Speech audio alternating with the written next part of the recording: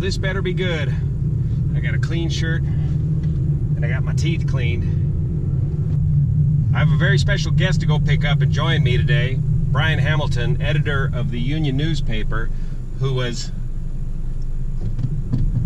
against his better judgment, was instrumental in getting me these press credentials and getting me access to the situation at Oroville. But before he shows up, I want to say a couple things about the newspaper that Brian works for now. The Grass Valley Union newspaper is a big part of my family history too. Here in Grass Valley, Nevada City area in the foothills of Northern California in 1849, of course, gold was discovered and the world rushed in. This place was the epicenter for the gold rush here in California, and one of the many things that was born out of that was this paper, the Union. Actually, the Union was established in 1864 in an effort to preserve the Union, the United States of America, during the Civil War. It was to promote the cause of the Union side. And as such, I think it's one of the oldest daily publications here in the West, and it's still in existence. It's struggling, but it's still here. My mom, Juanita Brown, was a very successful freelance writer.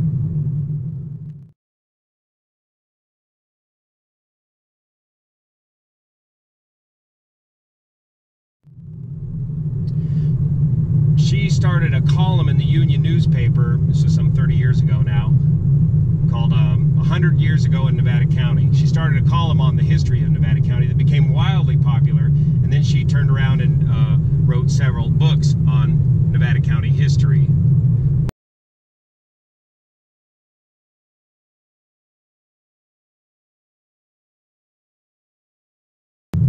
Which too were very successful. So there's part of the, I guess, where I get the journalism gene from my family, history. I don't have the patience to write. I can talk faster than I can write, so I just do videos. My dad, Pete Brown, was the engineer of the family. He was an aerospace engineer during the, well, he started out as a rambling wreck from Georgia Tech, and then became an aerospace engineer during the rocket ranch days down at Aerojet Engineering in Rancho Cordova, California, working on the space shuttle. So that's where I get the engineering genes for stories like Oroville.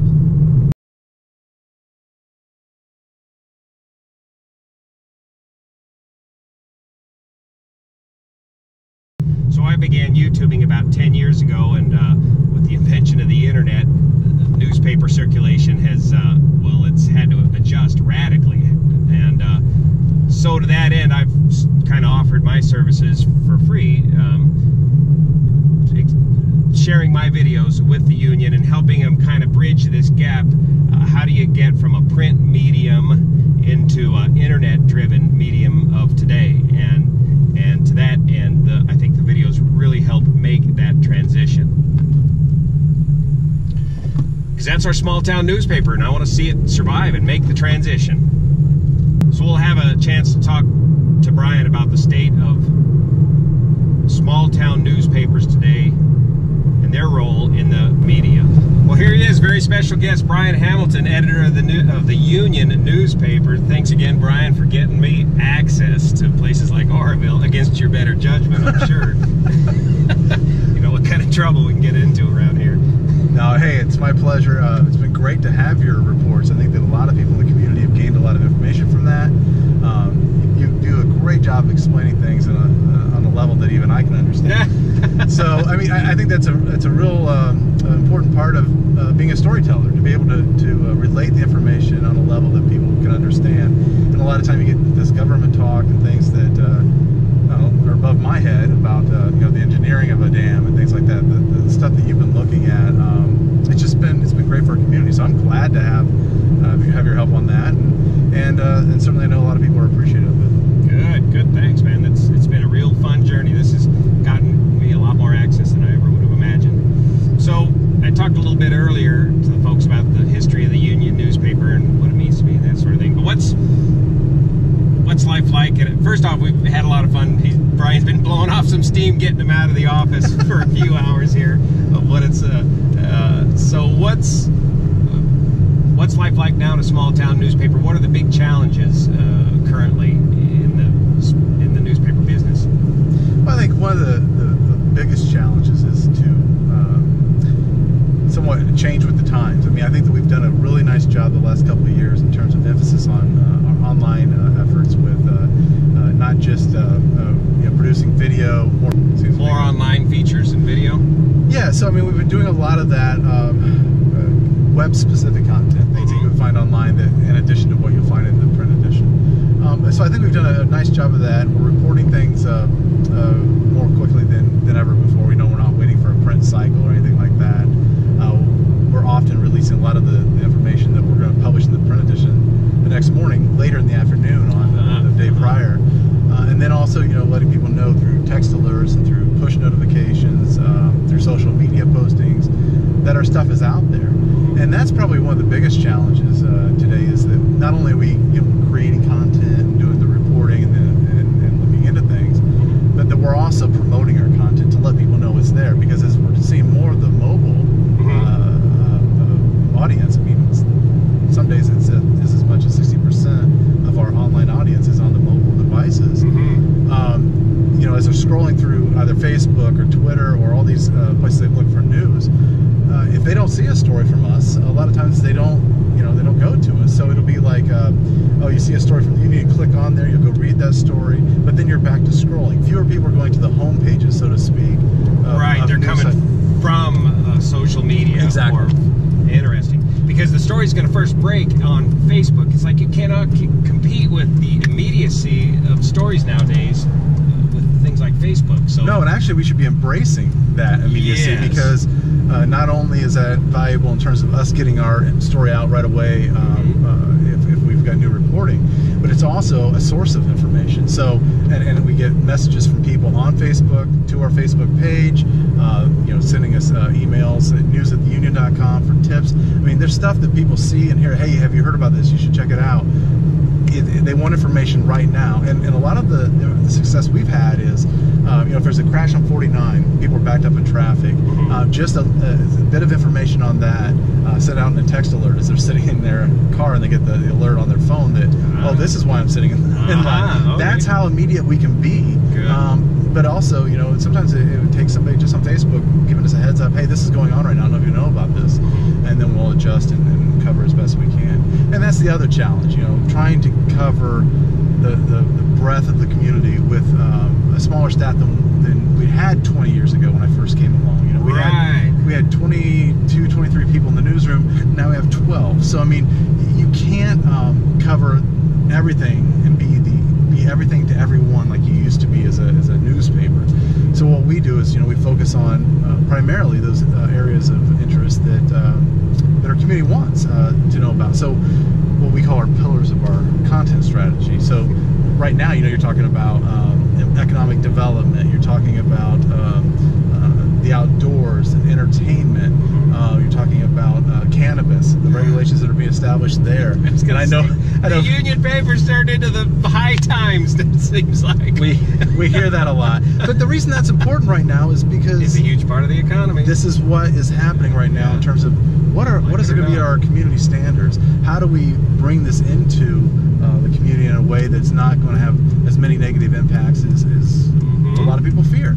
So that's another issue. Water issues, certainly an ongoing topic, whether it was the drought or now the discussion over the proposed dam. Those are kind of things that people want to know about, and certainly also crime and things that may impact on the community. So we look at those and we try to say, okay, if we're going to be doing enterprise work, we're going to be doing feature stories, we should be looking to those areas that people want to know about, as opposed to doing things the way we've always done in that approach. That's one thing we've decided, is that doing things just because that's always what we've done. We've done them in the past. That's not an excuse for continuing to do it that way. Gotta adapt and go. Yep.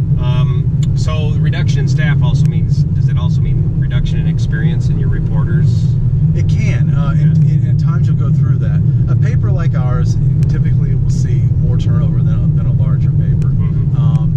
And what that means is that a lot of times, and traditionally you bring people in who looking to gain experience and then that next opportunity. And we still have a great deal of that.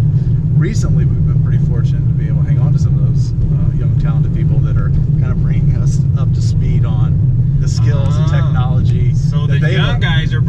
on board to make the transition. Absolutely. Yeah. We got somebody like Ivan, who you know. He has a lot of skill, and Samantha Sullivan, who's our content editor. They came out of school with these skills, multimedia skills and things like that. Elias, who's now our multimedia reporter, formerly a photographer position, but he's doing actual reporting on breaking news. He's also doing video and things like that. So they're bringing a lot of these skills and approaches to our newsroom that are new to us, and so we're learning from them just as much as they're learning for us. Interesting. And so, but then at the same time, you do your best to hang on to those people who've been around the community, because the institutional knowledge is huge. The importance of that is really important. And so then, we've had some success with that. Ross Make, who worked in our community for like 7 years earlier, he's returned as our city editor now. Liz Keller, who was our city editor, she went up to Alaska about 6 months ago and decided they didn't want to stay up there. So she's coming home September 1st, and we'll have her on our education and business beat, which I know she'll do an amazing job with that. She's great. So I mean, when you're able to bring the people back or retain the people, that is a big part of the goal as well. Sometimes it's not possible. You do go through turnover. Yeah. But it's a nice mix. I think we got a lot of people who've been around for quite a while now. Corey Fisher, who's our community reporter, aka reader liaison. She's working with a lot of the submitted content, the letters and op-eds, all that. She's been around for over 5 years now. And Walter Ford, sports editor, he's been around forever. So I mean, we got these folks who have a good grasp on the community, but then at the same time we're getting some people bringing some new stuff to us as well. Interesting. So that's an interesting give and take. The inside story of what it's like in the small town publishing business. Thanks, Brian. No worries. Thanks for having me. Let's go to Oroville and see what's happening. I'll get Brian schooled up here on what we're looking at. Appreciate it. Brian and I had an amazing visit with the engineers at DWR and Kiewit Engineering, and we got a chance to crawl all over the Spillway construction site. I got a ton of questions answered and a lot more clarity on the situation at Oroville, so stand by. I'm crunching all the data right now to bring you the most comprehensive story you'll find anywhere on the construction to date at the Oroville Spillway. Engineering history in the making.